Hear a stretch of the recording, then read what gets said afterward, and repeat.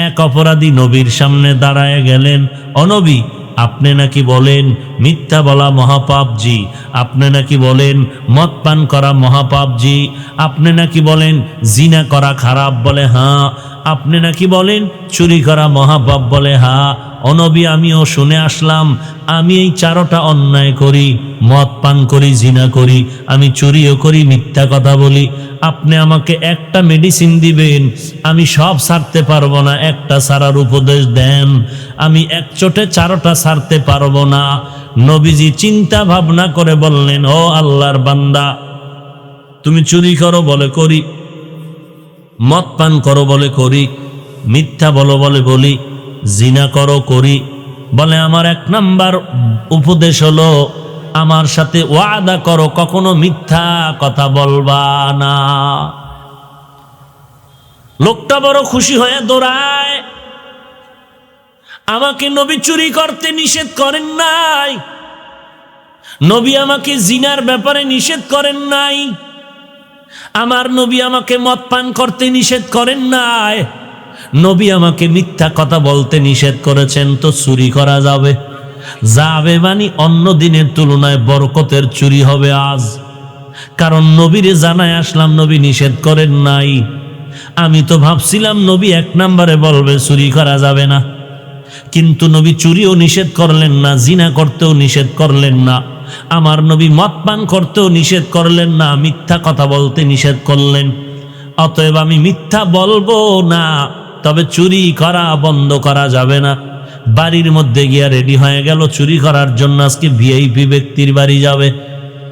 Ready হইয়া যখন রওনা, হঠাৎ করে অন্তরের মধ্যে আওয়াজ, ভিআইপি লোকটা যদি কালকে আমার নবীর সামনে গিয়া কয় আমার বাড়ির মাল সামানা চুরি হয়ে গেল, নবী তো জানেন আমি চোর, নবী যদি আমার ডাইকা জিগায় চুরি করছনি, আমি তো ওয়াদাবদ্ধ, মিথ্যা বলা যাবে না, সত্য তো বলতেই হবে, হ্যাঁ আমি চুরি করেছি। লোকটা এবার থমকে দাঁড়ায় গেল, চুরির থেকে না, নবীর সামনে আর মিথ্যা কথা বলা যাবে না, কোনো না কোনো উপায় চুরির খবর নবীর কাছে যাবে। লোকটা এই ভয়ের কারণে চুরি বন্ধ করে দিল। এইবার মদের বোতল নিল, মদ পান করবে। নবী যদি আমারে কালকে জিগায় মদ পান করছো কি পরিমাণ, আমার অবশ্যই সত্য কথা বলতে হবে, কিন্তু না না, আমি নবীর সামনে মিথ্যা বলবো না, আর আমি মদ পান করিয়াও নবীর সামনে আর দাঁড়াবো না। একই চিন্তায় মদ পানও বন্ধ করে দিল। 3 নম্বরে বাকি রইল জিনা করা। আল্লাহর বান্দা একই সিস্টেমে জিনাটাও বন্ধ করে দিয়া নবীর দরবারে দৌড়ায়, ডাক দিয়া কয়, ও পয়গম্বর, আপনিই তো হলেন সৃষ্টির শ্রেষ্ঠ ডাক্তার, এমন একটা ঔষধ আমাকে দিয়েছেন, একটা মেডিসিনের কারণে আমার সব অন্যায় ধ্বংস হয়ে গেল। ইমামুল আউয়ালিন আল আখিরিন, বাহরে সাদকা রাহমাতাল লিল আলামিন, সাইয়্যিদুল কাউনাইন খাতমুল মুরসালিন, আখিরা মুদবুয়াদ ফখরুল আউয়ালিন, শুদ্ধ ওজুদাস রাহমাতাল লিল আলামিন, মসজিদে ঔষধ হামারো জমিন। খারাপ লাগে আপনাদের? ওগো নবীর উম্মতেরা,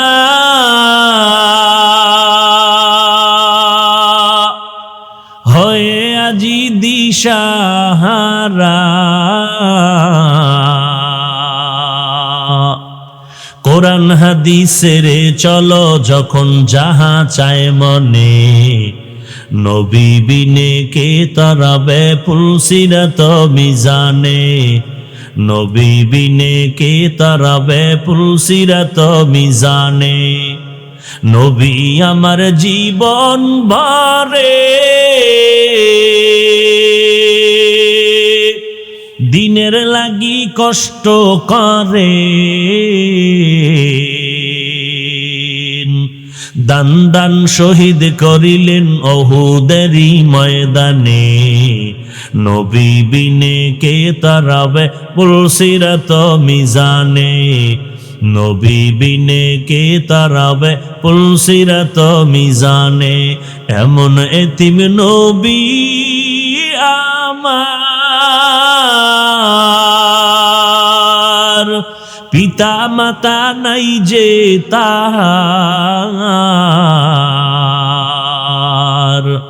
তারপরেও কত মারা মারলো তাকে দুশ্মনে। নবী বিনে কে তারাবে পুলসিরাত মিজানে, নবী বিনে কে তারাবে পুলসিরাত মিজানে। চলো চলো চলো মুমিন চলো নবীর সন্ধানে, নবী বিনে কে তারাবে পুলসিরাত মিজানে, নবী বিনে কে তারাবে পুলসিরাত মিজানে। এরে নবীর উম্মতের দল, আল্লাহ বলেন জবানকে বাঁচাও। এক নম্বরে জবান দ্বারা মিথ্যা কথা বলা যাবে না। মিথ্যার পাহাড় যদি গড়ো কি লাভ হবে? কবরে যাওয়ার আগেই তো বিচার হয়ে গেল। এরে আল্লাহর গোলাম, মিথ্যার আশ্রয় নিয়ে টাকার পাহাড় বানায় কি লাভ? এক সময় দেখা গেল ওই টাকা তোমার হাত থেকে হাতছাড়া হয়ে গেল, জেলখানার মেহমান তুমি বোনাস। ওই 10 তলা বিল্ডিং করে কি লাভ? মিথ্যার আশ্রয় নিয়ে মানুষের উপরে জুলুম করে তুমি বাড়ি করলা, কি লাভ হবে? যেই বাড়ি আসিয়া রাজুকের লোকেরা ভেঙ্গে দিল। ওই সন্তানের বাবা হইয়া কি লাভ? যেই বাবা সন্তানের কারণে জেলখানার আসামি হয়ে গেল। ওই স্ত্রীর স্বামী হয়ে কি লাভ? যেই স্ত্রীর কারণে স্বামীর হাতে জেলখানার হ্যান্ডকাপ লেগে গেল। এরে নবীর উম্মতের দল, ফল যদি ভালো খেতে চাও ভালো গাছ লাগাও, ভালো জিন্দেগি যদি চাও, সুনামের জীবন যদি চাও, ভালো সন্তানের মা বাবা যদি হতে চাও, আগে মা বাবা তুমি ভালো হয়ে যাও। हकीकत से तो दुनिया बेखबर है, दुनिया की नुमाइश पर नजर है। সন্তানকে কন্ট্রোল করতে পারে না বাবা, পারবা কি করে? তুমি তোমার স্ত্রীর সাথে ঝগড়া করো সন্তানের সামনে বসে, তুমি সন্তানের সামনে স্ত্রীকে গালাগালি করো, সন্তান গালি শিখবে না তো কি শিখবে? আমাকে বুঝাও।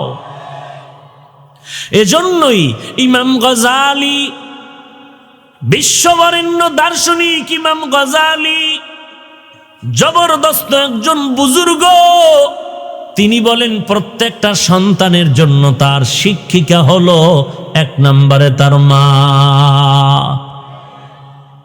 মা যা শিখাবে সন্তান তাই শিখবে। ভাইরা আমার, জবানের হেফাজতের জন্য 1 নম্বরে মিথ্যা কথা বলা নিয়ত করা যায়নি।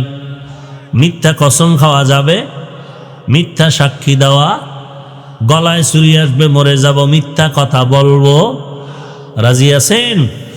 আল্লাহর কাছে মনে মনে তওবা করেন, আল্লাহ মিথ্যা কথার থেকে মেহেরবানি করে জবানকে বাঁচায়া দাও।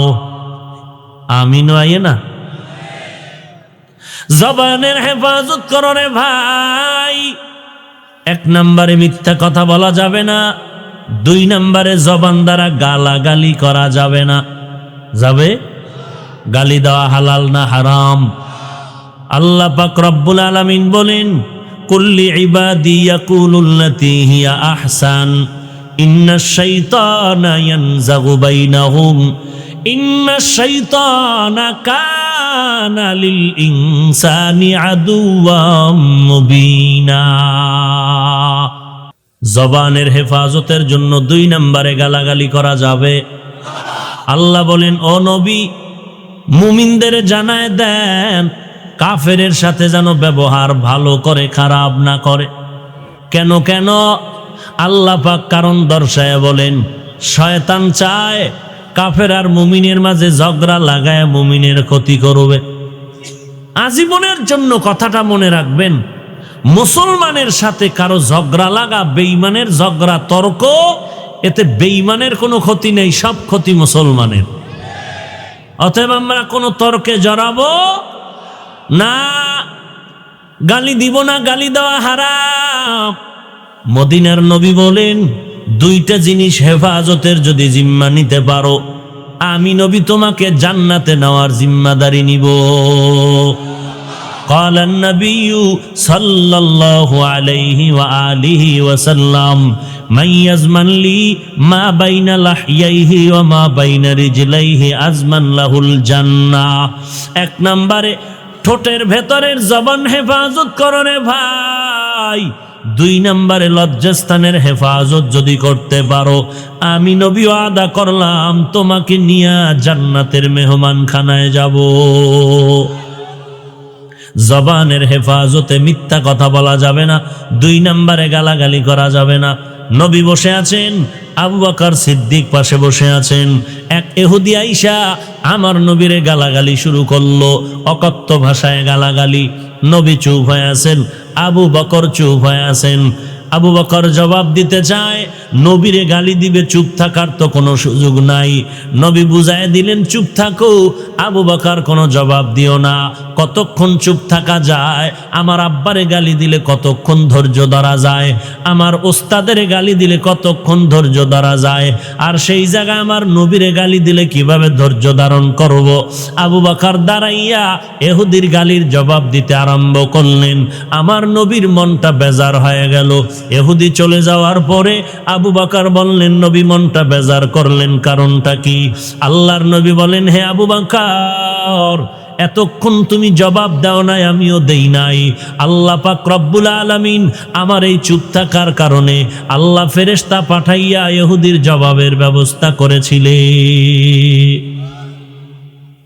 যখন তুমি জবাব দিতে আরম্ভ করলা, তখন আসমান থেকে ফেরেশতা আবার বিদায় নিয়ে চলে গেল। অতএব গালি দেওয়া যাবে না। ক্বালান নবিয়্যু সাল্লাল্লাহু আলাইহি ওয়া আলিহি ওয়াসাল্লাম, সিবাবুল মুসলিমি ফুসুকুন ওয়া কিতালুহু কুফরুন। আল্লাহর নবী বলেন, এক মুমিন আর এক মুমিনের বিরুদ্ধে লড়াইয়ের ঘোষণা দেওয়া বেদিনের কাজ, আর এক মুমিন আর এক মুমিনকে গালি দেওয়া পাপিষ্টের কাজ। জবানের হেফাজতের 3 নাম্বার।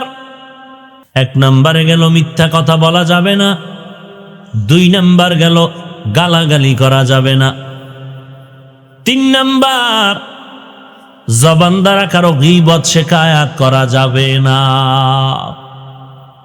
গীবত বুঝেননি?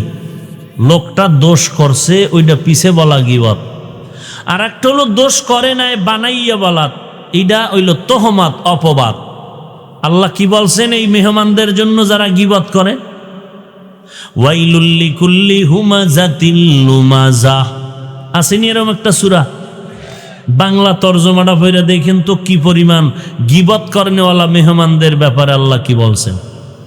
ওয়াইলুল লিকুল্লি হুমাযাতিল লুমাযাহ, ওয়াইল জাহান্নাম তাদের জন্য যারা মানুষের গীবত করে, শিকায়াত করে, যারা মানুষের নামে বানায় বানায় মিথ্যা তোহমত দেয়, অপবাদ দেয়। ভালো করে মনে রাখবেন, গীবত জবানে বলা যেমন গুনাহ, কানের মধ্যে শোনাও তেমন গুনাহ, ফেসবুকে লেখাও তেমন গুনাহ। আপনারা তো কেউ গীবত করেন না। এরে আল্লাহর গোলাম, ঘরের মধ্যে গিয়া ম্যাডামের সামনে নাম নিয়া নিয়া কি পরিমাণ গীবত করেন। অমুকে ভালো না, অমুকে ভালো না। একবারও তো নিজের দিকে তাকায় দেখলেন না নিজের কি হালাত। আপনি আঙ্গুল উঁচু করে দিলেন, তুই খারাপ, তুই খারাপ। একজনে কয়, দেখ নিচে 3 আঙ্গুল তোর, নিজেকে বলে তুই নিজে খারাপ। এক আঙ্গুল আপনার দিকে দিয়া বললাম তুমি খারাপ, আর আমার বাকি 3 আঙ্গুল নিচে দিয়ে আমার দিকে ইশারা করে বলতেছে আমি আগে খারাপ। এনে নবীর উম্মতের দাল, আল্লাহর নবী বলেন, আল গীবাতু আশাদ্দু মিনাজ জিনা, গীবত করা জিনার থেকেও মারাত্মক অপরাধ। কারণটা কি? কোন বান্দা যদি জিনা করে, তওবা করে, লজ্জা পায়, আর যারা মানুষের নামে বদনাম বলে ওরা লজ্জাও পায় না, মন ভরে খুশি হয়, দিছি রে, বাপের বেটা হইলি পারে, আর কেউ পারে? আজকে মুখ হুজুরের দিলাম, কালকে মুখের দিলাম, ও দিতে দিতেই গেল। তো দিতে দিতে এক সময় দেখবে দেওয়ার মতো আর কিছু নাই, এবার পাইতে থাকবে। কি ভিডা যে ভাইব, দুনিয়ার ভিডা, মরণের ভিডা, ফুলসিরাতের ভিডা, উপায় নাই রে গোলাম। কত মানুষের বদনাম গেছ, কত সম্মানী ব্যক্তির সম্মান নষ্ট করেছ রে ভাই। অথচ হাদিস শরীফে রাহমাতুল্লিল আলামিন কি মজার কথা বলেছেন, এক ভাই যদি আর এক ভাইয়ের দোষ গোপন রাখো, কিয়ামতের ময়দানে আল্লাহ তোমার দোষটাও গোপন রেখে দিবেন। या इलाही मुझसे मुझको दूर कर, ताके देखो मुझ में तुझको एक नजर। या इलाही तू मेरा माबूद है, या इलाही तू मेरा माशूक है।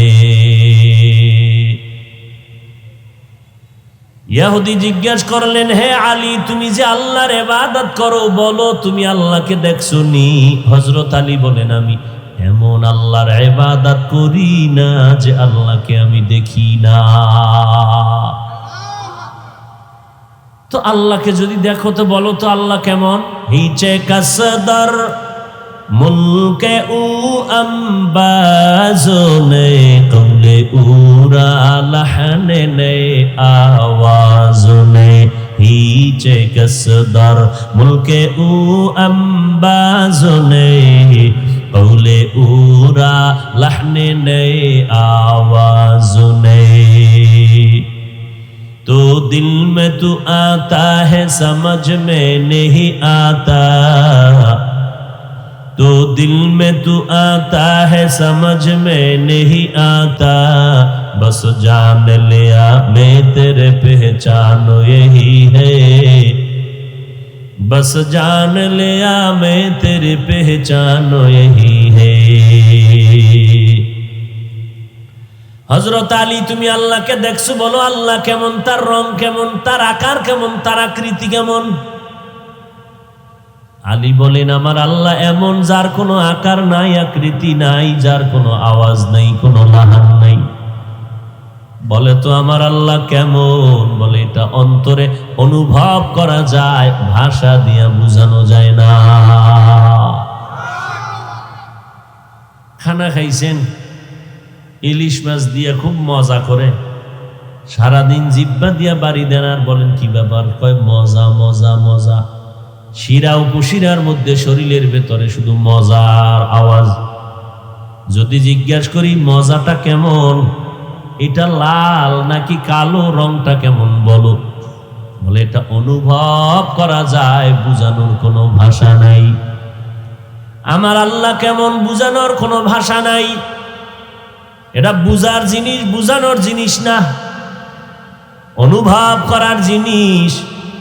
এটা কাউকে ভাষা দিয়া, বয়ান দিয়া বোঝানো যাবে না আমার আল্লাহর রং কেমন। তবে বান্দা আল্লাহর মাখলুক নিয়ে গবেষণা করলে মাঝে মাঝে আল্লাহর কুদরতের ঘেরান নাকে লাগবে। আল্লাহর মাখলুক নিয়ে একটু গবেষণা করো। এত বড় আসমান, জমিন থেকে 500 বছরের দূরত্বে হলো প্রথম আসমান। এক একটা আসমান মোটা হলো 500 বছরের দূরত্ব। এক আসমান থেকে আর এক আসমানের মাঝখানে মহাশূন্য খালি জায়গা, 500 বছরের দূরত্ব। এই রকম 7টা আসমান, আবার 7টা জমিন। আল্লাহ তাআলা সৃষ্টি জগতের শুরুতে আসমানটা বানাইয়া এমন ভাবে সেট করে দিলেন, নিচের থেকে কোনো খুঁটিও নাই, উপর থেকে কোনো রশি দিয়া টানাও নাই, কখনো নড়াচড়াও করে না, বান্দারে কোনো কষ্ট দেয় না। এত সুন্দর আসমান আর জমিন, আল্লাহ বলেন এগুলো বানাইতে সময় লাগলো ফি সিত্তাতি আইয়াম, মাত্র 6 দিন। আমি আল্লাহ এত বিশাল আসমান জমিন 6 দিনে বানাইলাম। আসমানটা এত সুন্দর, বানানেওয়ালা মালিক না জানি আরো কত সুন্দর। সূর্যটা বানানেওয়ালা কত সুন্দর, এত সুন্দর একটা সূর্য সারা দুনিয়ায় আলো দিয়ে সকালবেলা আবার যেখানে হাজির হয়ে যায় সকালবেলা। সূর্যটারে আমার আল্লাহ ডিউটি দিয়ে দিছেন, ওই সূর্য ডিউটি পালন করতেছে। আল্লাহ বলেন তাকায় দেখ, সূর্যটা এত সুন্দর, বানানেওয়ালা কত সুন্দর। সব বাদ দাও, নিজেরে নিয়ে ফিকির করো। আল্লাহ আমার মতো বান্দাটারে বানাইছেন কত সুন্দর করে। মায়ের গর্ভে নাপাক পানির থেকে আল্লাহ বানাইছেন। কোন ডাক্তারের কোনখানে কোনো পরামর্শ চলে না, কোনো থিওরি চলে না।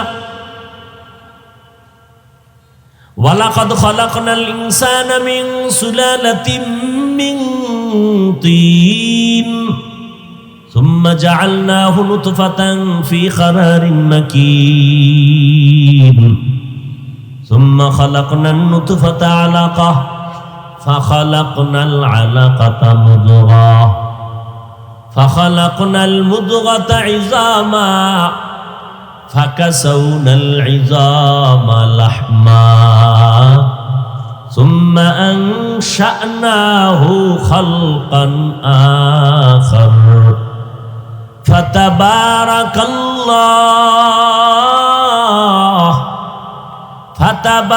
ফাতাবারাকাল্লাহু আহসানুল খালিকিন।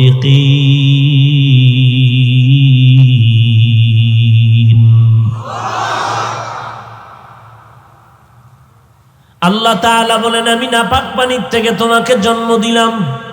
মায়ের গর্ভে 40 দিন, 40 দিনের মেহনতের মাধ্যমে নাপাক পানি গোশত, রক্ত, হাড্ডি, আবার গোশত। আমি আল্লাহ এত সুন্দর করে বানাইছি। ওই বিশাল বড় আসমান 7টা, জমিন 7টা বানাইছি মাত্র 6 দিন। আর তোমার মতো 1 কেজি ওজনের বান্দাটারে মায়ের গর্ভে আমি আল্লাহ আস্তে আস্তে করে বানাইতে গিয়া সময় লাগাইলাম 6 মাসের উপরে। তোমারে আমি এত দেরি করে আস্তে আস্তে করে বানাইলাম, কারণ তোমারে আমি বেশি মহব্বত করি। আমি আল্লাহর ছেলে নাই, মেয়ে নাই, লাম ইয়ালিদ ওয়া লাম ইউলাদ, আমি কাউকে জন্ম দেই নাই, কারা থেকেও জন্ম নেই নাই। বড় আদর করে তোমাদের বানাইছি রে গোলাম। অতএব আমি আল্লাহ তোমাকে বানানোর পেছনে এত সময় লাগাইলাম কেন? আমি তোমারে অনেক আদর করি, মহব্বত করি, যে কারণে তুমি আমার গোলামি করবা। সারা জগতের যা কিছু সব তোমার গোলামির জন্য বানিয়েছি। অতএব তুমি আল্লাহর অনুসরণ করো। আল্লাহকে না দেখলে কেমনে অনুসরণ করবা? আল্লাহ জানায় দেয় জমিনে আমি আল্লাহর একজন বন্ধু আছে, তার অনুসরণ করো। আমার বন্ধুর অনুসরণ করলেই আমার অনুসরণ হয়ে যাবে। আমার ওই বন্ধুটার নাম হলো রাহমাতুল লিল আলামিন। মুসা নবী আমার বন্ধু, ইব্রাহিম নবী আমার বন্ধু, ঈসা নবী আমার বন্ধু, ইসমাইল নবী আমার বন্ধু, সব নবীরা আমার বন্ধু। মুহাম্মদ আমার বন্ধু, তবে ব্যবধান কি? সব নবীরা আমি আল্লাহ পাকের আশিক, আর আমি আল্লাহ নিজে হলাম বন্ধু মুহাম্মদের আশিক। অতএব তোমরা যদি আমার বন্ধু মুহাম্মদের অনুসরণ করো তো আমি আল্লাহর অনুসরণ হয়ে যাবে। ইন কুনতুম তুহিব্বুনাল্লাহ ফাত্তাবিউনি ইউহিব্বুকুমুল্লাহ। যারা আল্লাহকে মোহাব্বত করতে চাও তারা আল্লাহর বন্ধু মুহাম্মদের অনুসরণ করো। আল্লাহ জানায় দেয় নবী আপনার যারা অনুসরণ করবে আমি আল্লাহর মোহাব্বতের অনুসরণ হয়ে যাবে। বন্ধু পাইলে বন্ধু পেয়ে যায়, নবী পাইলে আমি আল্লাহ পেয়ে যাই। আর কাউকে আমাকে দেখারও দরকার নাই, ধরারও দরকার নাই। অতএব বান্দা তুমি কেমনে দুনিয়াতে আমার হুকুম মতো চলবা আমার অনুসরণের মাধ্যমে? তার জবাব দিয়ে দিলাম, মুহাম্মদের অনুসরণ করলে আল্লাহর অনুসরণ হবে। আর আল্লাহর অনুসরণ হওয়ার ব্যাখ্যা হলো বিনা হিসাবে তুমি জান্নাতি। এখন আমার নবীর অনুসরণ কেমনে করবেন? দেইখা দেইখা করো।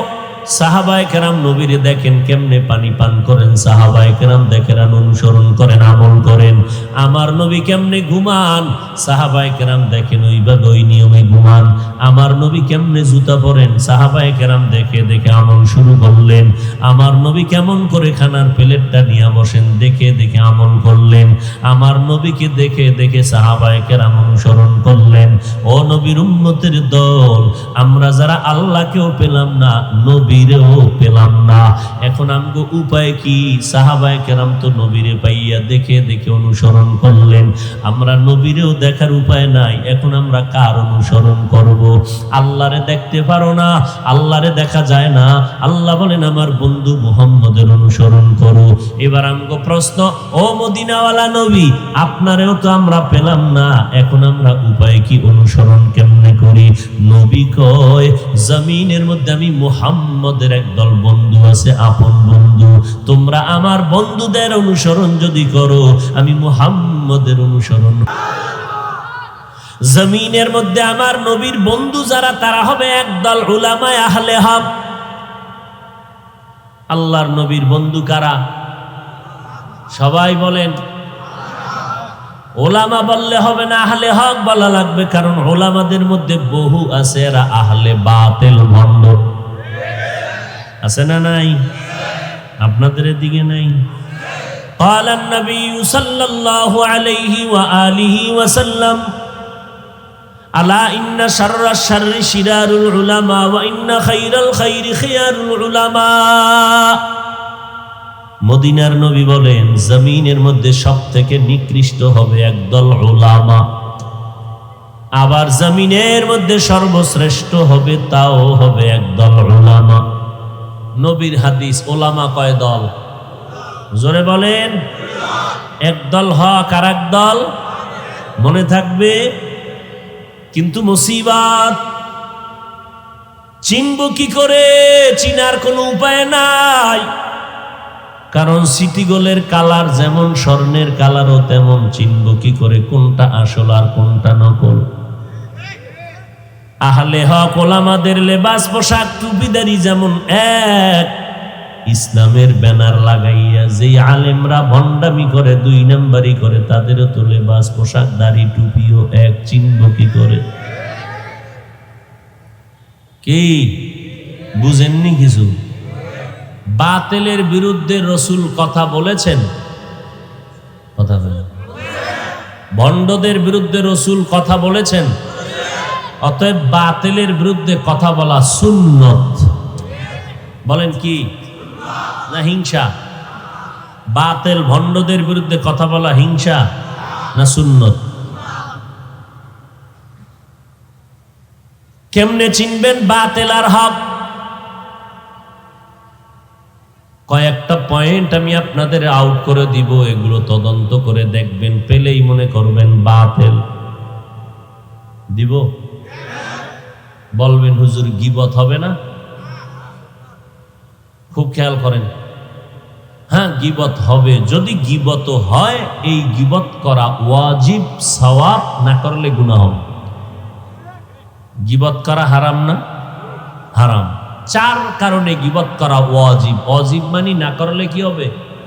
গুনাহ হবে। এর মধ্যে একটা কারণ, ইসলামের ব্যানার লাগাইয়া উম্মতের যারা ধোঁকা দিবে, তাদের নাম ঠিকানা শুদ্ধা, প্রয়োজনে পুরো পুরা ডিটেলস ঠিকানা শুদ্ধ দিয়া উম্মতকে সতর্ক করা ওয়াজিব।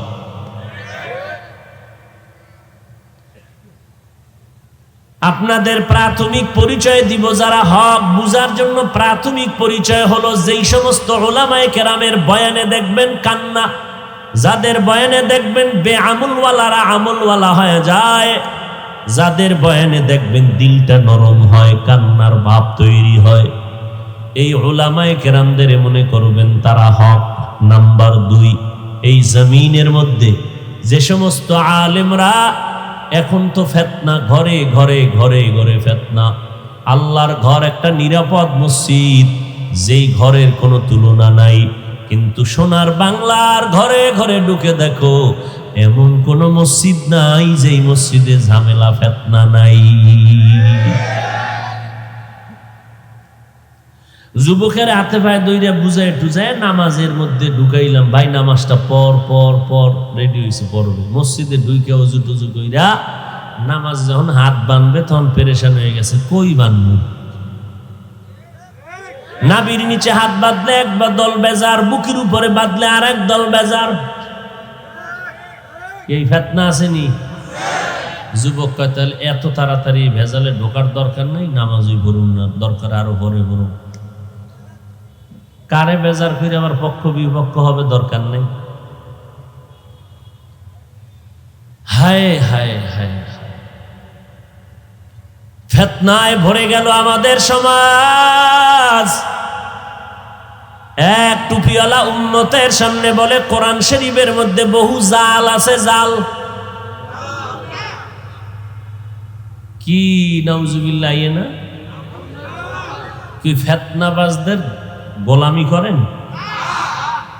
কোন মুমিন যদি অন্তরে এই ধারণা রাখে কোরআনেও ভেজাল আছে, তার ঈমান আছে? হ্যাঁ, কোরআনের মধ্যে ভেজাল আছে, জাল আছে, হাদিসের থেকেও বেশি জাল। আওয়ামী লীগওয়ালারা বলে নাই, বিএমপি ওয়ালারা বলে নাই, আমগো মতো টুপিওয়ালা জাতিবাহীরা বলছে। আর এক টুপিওয়ালা কয় নবীরা অপরাধ করেছেন, আল্লাহ নবীদের দিয়ে অন্যায় করাইছেন।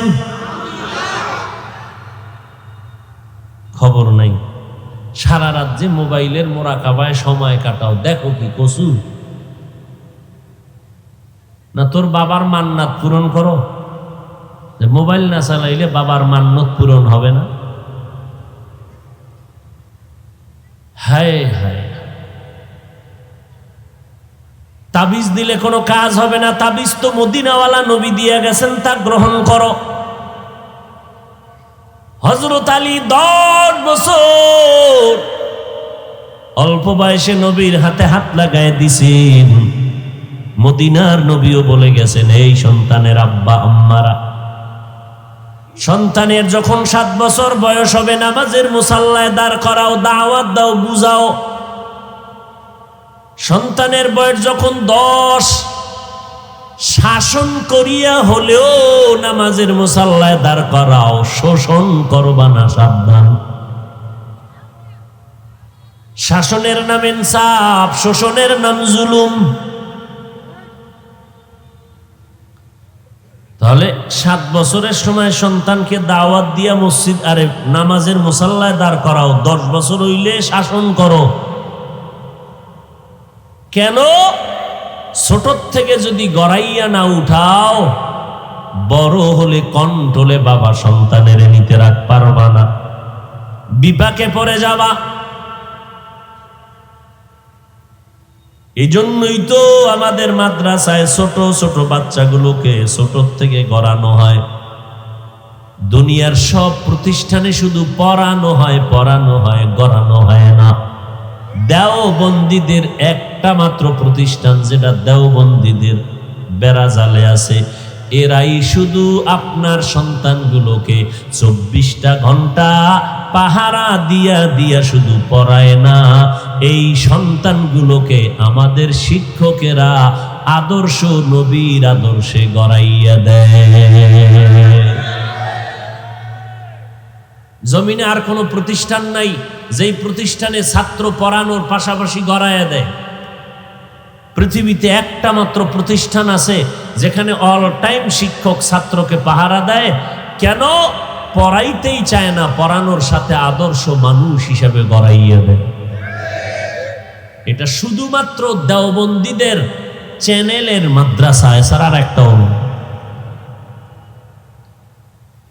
মাদ্রাসায় যায়, সন্তান কেমনে খানা খাবে ওস্তাদ শিখায় দেয়, কেমনে ঘুমাইবা এইভাবে ঘুমাও, এইভাবে খানার লোকমা দাও, এইভাবে গ্লাসটা ধরো, পানি পান করো, জুতাটা এইভাবে এই নিয়মে পদ্ধতিতে পায়ে দাও, গোসলটা এইভাবে করো, সব ধৈর্য ধৈর্য ধৈর্য ধৈর্য শিখায় দেয় শিক্ষকেরা।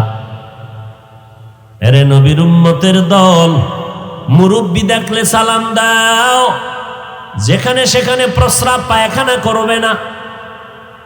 ওই সন্তান মাত্র 3 বছর মাদ্রাসায় পড়ার পরে জানাজার ইমামতির যোগ্যতা অর্জন করলো, জুমার খতিবের যোগ্যতা অর্জন করে ফেললো।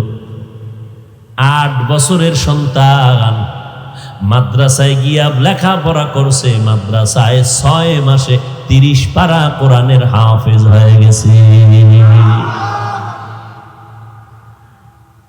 এরকম নজির প্রমাণ আছে না নাই? কত মানুষ কত বাজে কথা মাদ্রাসায় জঙ্গি হয়, কত বাজে কথা বলছিল। সরকার বাহাদুর যখন মাদ্রাসা সনদের স্বীকৃতি দিতে লইল, নাস্তিকদের মাথা গরম হয়ে গেল। এই মাদ্রাসায় জঙ্গি, আপনি কেন এদের সনদের স্বীকৃতি দিবেন? প্রধানমন্ত্রী বলে, এই সন্তানগুলো কি আমার দেশের নাগরিক নি? বলে হ্যাঁ। বলে এদের অন্ধকারে রেখে লাভ নাই, আমাদের নজরে নিয়ে আসতে হবে।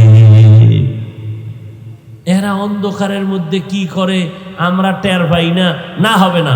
আমার দেশের নাগরিক যেহেতু, অতএব এই মাদ্রাসাগুলো আমার নজরে নিয়ে আসতে হবে। এবার নজরে নিয়ে এইবার তদন্ত কমিটি লাগায় দিল, দেখো মাদ্রাসাগুলোতে কি হয়। এবার রিপোর্ট দিল, এবার তারাই আবার মাইক লইয়া চিৎকার দিয়ে বলতেছে, মাদ্রাসায় জঙ্গি হবে দূরের কথা, এদেশের মাদ্রাসাই হলো আদর্শ মানুষ গড়ার ফ্যাক্টরি।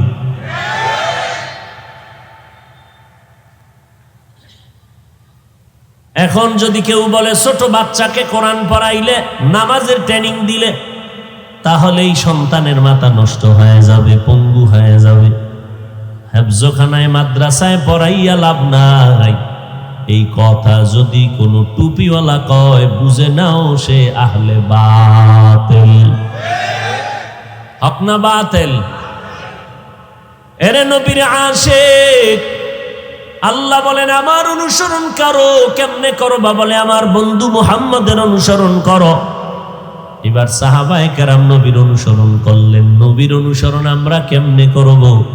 নবী বলেন জমিনে আমার একদল বন্ধু উলামায়ে আহলে হক, তাদের অনুসরণ করো। অতএব এই জমিনে উলামায়ে আহলে হক যাদের সংস্পর্শে গেলে বেআমলওয়ালা আমলওয়ালা হয়, বেনামাজি নামাজি হয়, বেপর্দাওয়ালা পর্দাওয়ালা হয়, এমন আহলে হক উলামার পেছনে যাও, সময় লাগাও, না হয় দুনিয়ার বাহাদুরি কিছুই না। কই গেল নমরুদ, হামান, ফেরাউন, সাদ্দাত, কারুন? ও আল্লাহর বান্দা, দূরের কথা বাত, আমার সোনার বাংলাদেশে এই কয়েক বছর আগে করোনায় আক্রান্ত হইয়া কোটি কোটি হাজার কোটি টাকার মালিক যমুনা গ্রুপের মালিক, কত হাজার কোটি টাকা চাও, নেও ডাক্তারেরা, আমারে করোনার থেকে মুক্ত করে দাও, পারলো না। আজকে সব পড়ে আছে, যমুনার মালিক জমিনে বেঁচে নাই। টাকায় মানুষকে বাঁচায়? আল্লাহ পাক বলেন, এরে মানুষ, আল্লাহর অনুসরণ, নবীর অনুসরণ, উলামায়ে আহলে হকের অনুসরণের মাধ্যমে আল্লাহর আদেশ কি? বলে আল্লাহকে ভয় করো। 2 নাম্বার আদেশ, জবানটারে হেফাজত করো। আল্লাহকে ভয় করার ব্যাখ্যা, জীবনে বান্দা গুনাহ করবে না, যদি গুনাহ হইয়াও যায় তওবা করতেও দেরি করবে না। এরে যুবক, কয়দিন আর যৌবনের বাহাদুরি করবি? এই মহামারী করোনায় কত যুবকের লাশ পড়ে গেল, এমন একটা দিন নাই যুবকের লাশের খবর নাই রে বাবা। কিসের যৌবনের, কিসের টাকা পয়সা ক্ষমতার বাহাদুরি করো, আজরাইল আসলেই তোমার সব বাহাদুরি ধ্বংস হয়ে যাবে। ও আল্লাহর বান্দারা, মদিনার নবীর আদর্শের মালা গলায় লাগাও। আমরা যারা নবীর তরিকার মালা গলায় লাগাইলাম, কই আমাদের তো স্বাধীনতা নষ্ট হয় নাই, চাকরিও যায় নাই, ব্যবসাও বন্ধ হয় নাই। আমগো মতো হুজুর না, জীবনে মাদ্রাসায় পড়ে নাই, আলিফ বেতাও শিখে নাই। আপনাদের লাইনের এমন মানুষ 5 বেলার নামাজ পড়ে ব্যবসা করে, আছে না নাই? বলে বিবেকটাকে জিজ্ঞাসা করেন, আপনি কেন পারবেন না? আপনার আমার মতো কত বান্দা র্যাব, আর্মি, পুলিশ, বিডিআর এর চাকরি করে, 5 বেলার নামাজি, অভাব নাই। আপনার মতো যুবক স্কুল পড়ে, কলেজে পড়ে, ভার্সিটিতে লেখাপড়া করে, 5 বেলার নামাজ পড়ে, 1 ওয়াক্ত নামাজও বাদ দেয় না। আপনারাই জবাব দেন, আছে না নাই? আপনি বিবেকটাকে জিজ্ঞাসা করেন, আপনি কেন পারেন না? আপনার আমার মতো বান্দা ময়দানে কৃষি কাজ করে, গামছা বিছাইয়া নামাজ পড়ে, এরপরও নামাজ ছাড়ে না। রাস্তায় গাড়ি চালায়, ড্রাইভারি করে, নামাজ ছাড়ে না।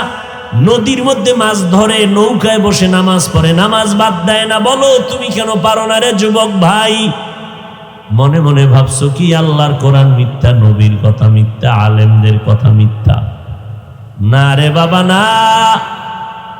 বহু বেঈমানেরা অপচেষ্টা করলো কোরআনের ভুল বের করার জন্য, পারলো কেউ? বরং মাথা নত করিয়া কালেমা পড়ে মুসলমান হয়ে গেল।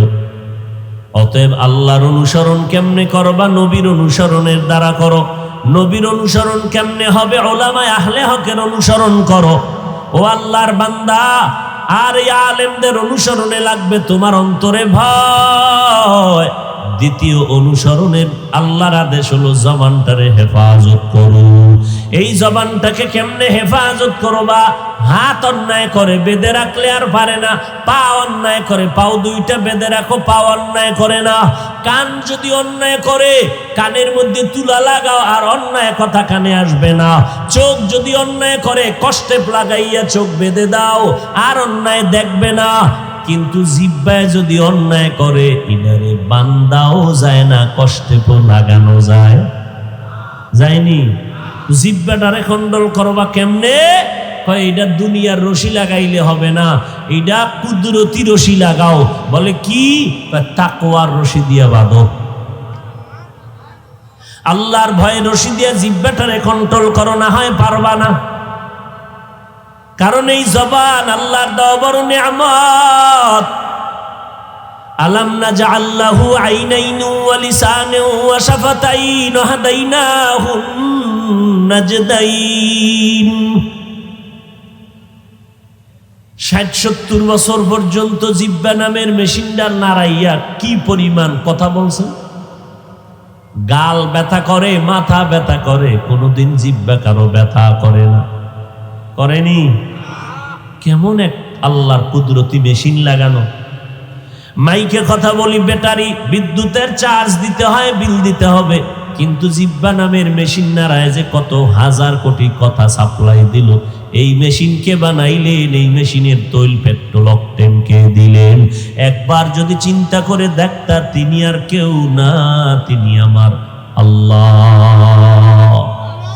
কাদের কুদরত দারি বর কামাল, আন্তা রব্বি আন্তা হাসবি জুল জালাল। তুহি কাদের জলিলুল্লাহ জাহাদার, বহর হালে তুহি মেরা নিগাহদার। ও এলাকার মা বোনেরা, ও বৃদ্ধ বাবাজিরা, ও পর্দার আড়ালের আম্মা জান, ও যুবক ভাই, আল্লাহর ভয় অন্তরে ঢুকাও, জবানটাকে হেফাজত করো। বলে কেমনে করবা? বলে 1 নাম্বার, জবান দ্বারা মিথ্যা কথা থেকে জিহ্বাটারে বাঁচাও। কারণ মিথ্যা বলার দ্বারা বান্দার ধ্বংস অনিবার্য হবে। মিথ্যাবাজির জন্য জাহান্নাম। এক বান্দা জবানকে মিথ্যা থেকে বাঁচাও, দ্বিতীয় বান্দা জবানটাকে গীবত শিকায়াত থেকে বাঁচাও, 3 নাম্বার জবানটাকে গালাগালির থেকে বাঁচাও। বিপরীতে নেক আমল করো, জবানটা সবসময় নেক আমলে চালু রাখো। বলে কি নেক আমল? বলে মৌলিক নেক আমল, হাঁটতে চলতে সবসময় আল্লাহর কোরআনের তেলাওয়াত করো, হাঁটতে চলতে সবসময় কোরআনের তেলাওয়াত। দ্বিতীয়, আল্লাহর নামের জিকির করে জিহ্বা ভিজায় রাখো। তৃতীয়, সময় পেলেই হাঁটতে চলতে উঠতে বসতে জবানে নবীর দরুদ পড়ো। চতুর্থ, বান্দা তুমি ইস্তেগফারের আমল করো, হাঁটতে চলতে ইস্তেগফারের আমল করবা, আল্লাহ পাক তোমার উপরে খুশি হয়ে যাবেন। ও নবীর উম্মতের দল, জীবনে কোনো আমল তো করতেই পারি নাই, টুকটাক যা করলাম তাও কবুলিয়তের গ্যারান্টি নাই। অথচ যারা এই জমিনে আমল করিয়া গ্যারান্টি পাইলেন, জান্নাতের সার্টিফিকেট পাইলেন, আবু বকর, ওমর, ওসমান, আলী সহ 10 জন সাহাবা রাদিয়াল্লাহু আনহুম আজমাইন।